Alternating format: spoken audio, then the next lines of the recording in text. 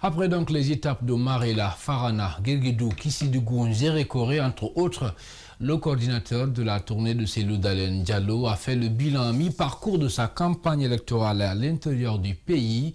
On retrouve encore nos envoyés spéciaux Al-Gassim Mouyaliba et Aliouba. Après 6 jours de campagne électorale à l'intérieur du pays, l'heure est au bilan. Un bilan à mi-parcours jugé positif par ce cadre du parti Union des forces démocratiques de Guinée. C'est un bilan positif, au-delà même de l'espérance.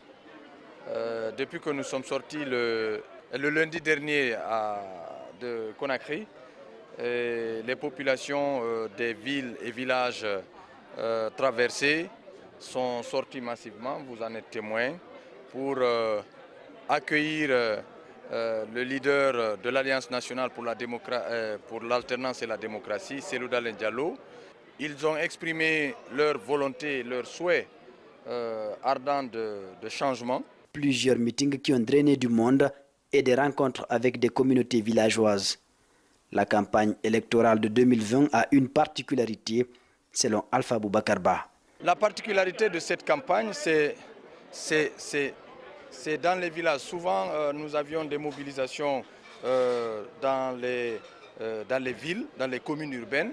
Mais vous avez constaté cette fois-ci, dans les villages, tous les villages traversés, les autochtones sont sortis, les habitants de ces villages sont sortis pour applaudir Cellou Dalein et pour lui dire combien de fois ils sont fatigués de cette mauvaise gouvernance et combien ils souhaitaient une alternance qu'il incarne aujourd'hui. Affronter ces routes est un véritable parcours de combattants. Vous avez fait le tour d'une partie de la Guinée avec nous. Nous avons tous fait le constat que malheureusement, nous n'avons pas de route. En 10 ans, le président Alpha Condé n'a pu construire que 135 km. Et même ça, ce n'est pas que lui qui les a construits. C'est Rio Tinto qui a fait don de ce tronçon à la République de Guinée. Prochaine étape, Kankan, où le leader de l'UFDG va dire ses ambitions et tenter de convaincre l'électorat. Voilà la correspondance donc de nos envoyés spéciaux Al-Gassim Mouyaliba et Aliouba. Et puis Sidia Touré est rentré cet après-midi à Conakry après un séjour à l'extérieur du pays, notamment à Abidjan et à Paris. Alors son état-major n'a pas organisé une grande cérémonie à cette occasion, mais le président de l'UFR a tout de même tenu un point de presse à son domicile à la Minière. Et devant les médias, Sidia Touré a tenu à rappeler la nécessité, dit-il, de chasser le président Alpha Condé du pouvoir sur la participation à l'élection du 10 octobre prochain de ses anciens partenaires au sein du Front National pour la défense de la Constitution. L'ancien Premier ministre n'exclut pas une éventuelle réconsidération de la position du Front vis-à-vis de ces partis. On l'écoute au micro d'Abdourahmane, sénateur Diallo et Ibrahima Dekoussouma. Cette lutte a commencé avec la création du FNDC le 3 avril 2018. Le 14 octobre, nous avons lancé le mouvement. Ce n'était pas pour aller voter, c'était pour demander le départ d'Alpha. L'UFR n'a aucune démarche personnelle. Nous nous inscrivons dans la démarche de la société civile et des partis politiques membres du FNDC. On n'a pas changé par rapport à ça. Donc ne nous ramenez pas au vote. Le vote là, c'est conjoncturel. En attendant, si on avait la possibilité de faire l'alternance par le vote, à l'époque, je pense qu'on aurait dit commencez par nous inscrire, on va battre Alpha dans les villes. Vous allez à quelque chose dans lequel vous n'avez le contrôle de rien du tout. Malgré tout ce qu'on raconte sur le fichier, c'est faux. Les électeurs sont répartis selon leur région, selon le bon vouloir du gouvernement. Vous qui êtes des prétendus candidats ou même des observateurs, vous n'avez aucun moyen de changer cela. Aujourd'hui, les candidats veulent faire campagne. Il paraît que Ousmane Kaba, quand il veut s'installer quelque part à Conakry, on envahit les lieux.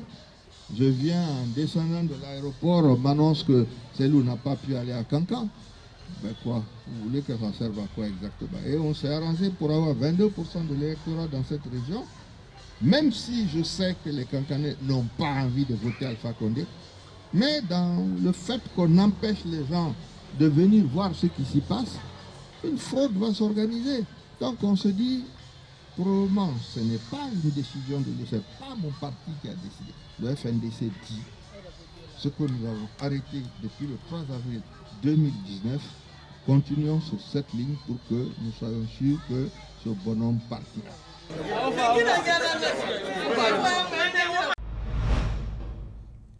Voilà, Sidya Touré, président de l'Union des forces républicaines. Nouvelle génération politique, NGP a procédé ce samedi à la validation de son bureau communal de Matam. Une cérémonie au cours de laquelle son président a saisi l'occasion pour faire donc des révélations. Badara Koné n'a pas aussi manqué de s'en prendre au président de l'UFDG, Cellou Dalein Diallo, à qui il promet d'ailleurs une guerre sans merci. Explication avec Ali Badra Camara et Ibrahim Souma.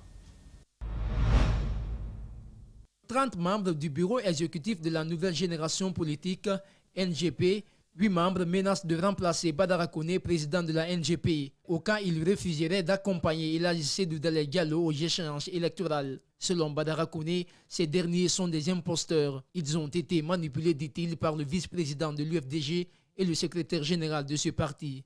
C'est plus que clair. Cellou Dalein a donné de l'argent à 8 personnes sur 39 personnes pour me combattre dans mon parti. Je ne ferai jamais ça, ce n'est pas orthodoxe. Il a osé faire ça par le canal de son premier vice-président et son secrétaire national de la jeunesse. Ok? Ils ont utilisé, ils ont réussi à leur siège 8 imposteurs au nom de la NGP qui sont venus signer avec le premier vice-président du parti, sachant que le président du parti à Conakry, il n'est pas mort, il est là, il a mon numéro, il peut m'appeler, on peut négocier, on peut discuter, on peut parler de beaucoup de choses, je peux dire non. Est-ce que vous voyez? Mais ça ne se limite, tu ne peux pas utiliser les gens pour...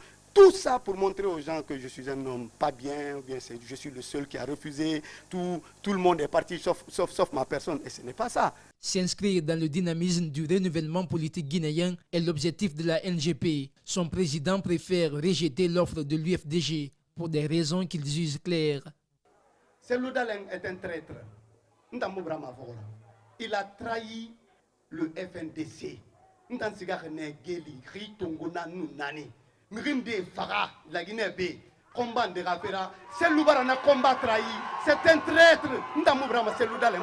C'est un traître. Pour Badara Koné, il n'est plus question de rejoindre les anciens gestionnaires de la Guinée dont le bilan est loin de répondre aux attentes de la population. De la même façon, je vois Alpha Condé, de la même façon, je vois Cellou Dalein. Pour moi, je ne peux pas laisser Alpha ou Cellou, c'est les mêmes. Nous voulons un renouvellement de la classe politique. Badara Koné et ses militants comptent lancer des campagnes à partir de ce lundi pour décourager les militants et sympathisants de l'UFDG. Dans le reste de l'actualité nationale, des acteurs de la société civile s'activent pour une élection apaisée en Guinée. Et sur cette lancée, la Maison des associations et ONG invite les citoyens à aller retirer leur carte d'électeur pour s'acquitter bien sûr de leur devoir le jour du vote. La structure prévoit également le déploiement des observateurs électoraux sur toute l'étendue du territoire national. L'organe de gestion électorale promet de les accompagner. André Mossim Milimono et Abdoulaye Kamara nous en disent plus. Amener les citoyens à s'acquitter de leurs devoirs civiques le jour du scrutin prévu le 18 octobre. Telle a été l'initiative lancée par cet acteur de la société civile. Il a fait savoir d'abord que cette rencontre est une façon pour eux de lancer un message aux acteurs engagés dans le processus électoral pour le bon déroulement de l'élection présidentielle. C'est aussi une façon d'amener un message républicain aux différents acteurs parties prenantes de ce processus électoral. C'est d'abord la CENI pour la bonne foi et la transparence et l'équité dans la gestion de ce scrutin à venir, mais également demander la bonne foi des partis politiques qui, au finish, quand ils réaliseront effectivement qu'ils n'ont pas été vainqueurs de ce scrutin, de bien vouloir l'admettre. 3000 observateurs seront déployés par la Maison des associations et ONG sur toute l'étendue du territoire national. Son coordinateur explique le mode opératoire. Nous avons travaillé sur des outils qui nous permettent d'avoir des procès-verbaux scannés à partir des bureaux de vote au niveau des préfectures jusqu'à remonter au niveau de la Maison des associations où la chambre d'opérationnalisation que nous allons installer ici, durant toute la journée, qui va recueillir les données. Le porte-parole de l'institution électorale a apprécié la démarche des acteurs de la société civile. Il ajoute que la CENI ne ménagera aucun effort pour accompagner une telle initiative. C'est vraiment pour dire que la CENI est prête à accompagner toutes les structures de la société civile et qui se fixent pour objectif celui est de sensibiliser nos concitoyens, d'informer nos concitoyens sur la nécessité du retrait des cartes d'électeurs. La CENI, par la voix de son représentant, a regretté et condamné les violences enregistrées à travers le pays. Il appelle à la retenue pour un processus apaisé. Réunis autour d'une seule idée, les jeunes, ou plutôt des jeunes de l'Axe, se concertent pour éviter toute instrumentalisation. Alors le bloc positif a vu le jour ce dimanche à Amdalaï, dans la commune de Ratoma. Les membres invitent les autres jeunes de cette partie de la commune de Ratoma à adhérer de façon massive à cette initiative. Djibril Ba et Tcherno Sadouba, explication. L'initiative du bloc positif est partie d'un constat très amer chez les jeunes qui se laissent facilement manipuler par des politiques. Boussiriou est le porte-parole de la structure. Il voudrait que cette pratique s'estompe. La conscientisation de la jeunesse, nous avons la formation de la jeunesse, parce que comme vous le savez aujourd'hui, les jeunes représentent près de 70% de la population. Donc c'est une masse critique qui est très importante dans la prise et dans la gouvernance, dans la prise de décision et dans la gouvernance. La rencontre a intéressé des personnalités politiques. Aliouba du modèle promet déjà d'appuyer le combat dans lequel s'inscrit le bloc positif. Je suis venu représenter le modèle parce que nous sommes sensibles à toutes les initiatives portées par les jeunes. Surtout étant de Amdallah et moi-même, c'est important que dans ce quartier où j'ai passé beaucoup d'années de ma vie d'étudiant, c'était important de répondre à l'appel des amis. Les participants à ce cadre d'échange invitent le bloc positif à la constance et à ne pas céder aux tentatives des politiques. Pour l'élection présidentielle actuelle, les Guinéens ont refusé de tomber dans l'instrumentalisation, dans la manipulation des ethnies. Donc je demande aux Guinéens de rester dans ça. Il n'y a pas de Malinké opposés au Peul. Il n'y a pas de Soussou opposés au Malinké. Il n'y a pas de forestiers opposés au Peul. Nous sommes tous des Guinéens. Le bloc positif a l'ambition d'amener les jeunes à tirer le meilleur d'eux-mêmes. Pour cela, des débats entre jeunes sont prévus dans les jours à venir par les membres. Le reportage donc signé de Djibril Ba. Des jeunes de Wanindara dans le même sillage, dans la commune de Ratoma, se mobilisent aussi pour la prévention des violences. Ils se sont concertés avec les sages de la localité pour prendre donc des dispositions pendant et après cette période électorale réputée, vous le savez, comme un lieu conflictogène. Les jeunes veulent redonner une autre image du quartier en étant donc chacun un porteur de messages de paix. Mamoudou Boulere Diallo et Yacouba Traoré étaient de la partie. Voici le reportage. Épicentre de manifestations politiques et sociales, parfois violentes, c'est ce qui caractérise Wanindara ces derniers temps. Des contestations sanglantes ont été enregistrées dans la zone. En cette période électorale, des jeunes de ce quartier de la haute banlieue de Conakry veulent changer cette image. La quasi-totalité des jeunes de Wanindara, c'est des jeunes qui sont responsables, ils sont conscients. Ils ne vont pas gâter chez eux là-bas. Ce n'est pas eux qui vont vraiment s'attaquer et attaquer leur famille. Mais ce que nous le disons, c'est de s'organiser ensemble pour que ces mauvaises personnes qui quittent ailleurs là pour venir s'aimer le trouble et créer vraiment la psychose et le désordre dans le quartier, qu'on s'organise pour éviter cela. Un changement de mentalité, c'est ce que demande l'association des élèves et étudiants leaders de Guinée. Il n'est pas contre les manifestations tant que celles-ci sont pacifiques. Ces jeunes, ces autorités locales, ces sages du quartier sont tous unanimes sur la nécessité de préserver la quiétude sociale. On constate que c'est pendant les élections qu'il y a des problèmes. Donc il va falloir les dire que les politiques, c'est des adversaires, ce ne sont pas des ennemis. Lors des dernières des élections passées, nous avons passé 72 heures en train de protéger nos biens dans nos familles respectives. Donc, si aujourd'hui, à la veille des élections des présidentielles de 2020, on nous invite pour qu'on se donne des idées, je voudrais que chacun soit le messager au niveau de sa famille, l'ambassadeur pour prôner la paix, rien que la paix. Nous voulons la paix dans Wanindara. Donc nous prions la jeunesse de vraiment nous aider pour qu'il y ait la paix. Je trouve cela encore que ça pas bien encore parvenir aux ayants droit, qui sont encore les personnes cibles, qui s'affrontent à tout moment pour la cause politique. La violence ne résout aucun problème, au contraire, elle envenime la situation. Imam Ibrahim Silla demande aux pères de famille d'en tenir compte et de sensibiliser leurs enfants. Merci donc à Mamadou Boulere Diallo pour ce reportage. Dernier virage de cette page Nation, une conférence débat organisée ce samedi par les jeunes diabétiques donc en Guinée qui sont souvent, vous le savez, victimes des regards stigmatisants de la part de certaines personnes dans la société. Nous sommes tous concernés et donc nous devons tous agir pour changer notre regard. C'est le thème qui a été débattu par les participants. La question a fait l'objet d'un d'échange entre le professeur Nabi Moussa Baldé, chef du service diabétologie à l'hôpital national d'Onka et les jeunes diabétiques. Le détail, c'est avec Ali Badra Kamara et Abouakar Keke Bangoura. Cette rencontre des jeunes diabétiques de Guinée a mis en lumière leur vécu au sein de la société, des réalités qui se matérialisent par la stigmatisation, le manque d'emploi et le rejet. Il est question à travers cette initiative de faire un plaidoyer auprès du gouvernement pour améliorer leurs conditions de vie. Les enfants diabétiques qui nous ont fait aujourd'hui leur témoignage dans cette cérémonie ont livré des témoignages très émouvants.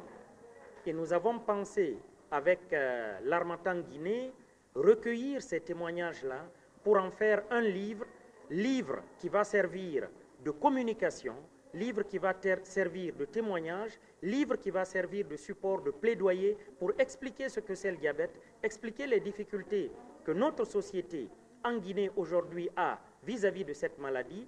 Bilirissa Baldé vit avec cette maladie depuis 18 ans. Sa restriction alimentaire rythme avec son quotidien pendant toutes ces années. Le regard fade est plein d'espoir. Elle assume sa maladie. Cependant, elle déplore la stigmatisation dont les diabétiques sont victimes. Nous avons l'autostigmatisation parce que nous-mêmes nous stigmatisons par le fait que les autres nous stigmatisent, ça nous pousse à nous autostigmatiser.